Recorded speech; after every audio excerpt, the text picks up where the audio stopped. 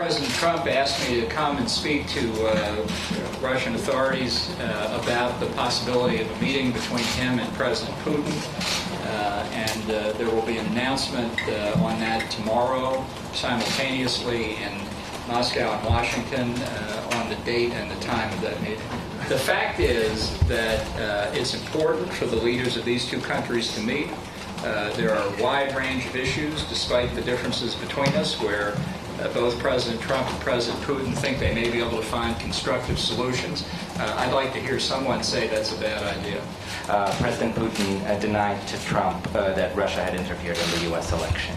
After that, you wrote an article in the Daily Telegraph calling Russian election interference a true act of war.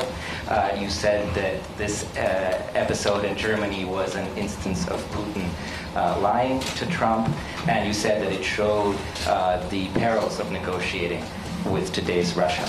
As I've said many times in Washington, and I'm now happy to say for the first time in Moscow, I don't really address what I've written in the past or what I've said on television. It's all out there.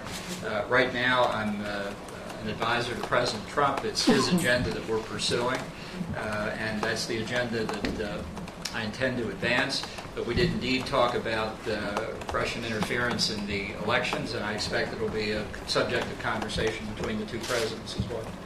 Well, I think a lot of people have said or implied over time that a meeting between President Trump and President Putin would somehow prove some nexus between the Trump campaign and the Kremlin, which is complete nonsense. But I don't think that's been helpful. And as I say, I think the president recognizes that there may be some criticism of this decision to have the meeting. You've heard some of it here today. But that what must guide his conduct of American foreign policy is the pursuit of American national interest. And he judges correctly, in my view, that this bilateral summit between himself and President Putin is something that he needs to do and will do regardless of political criticism at home.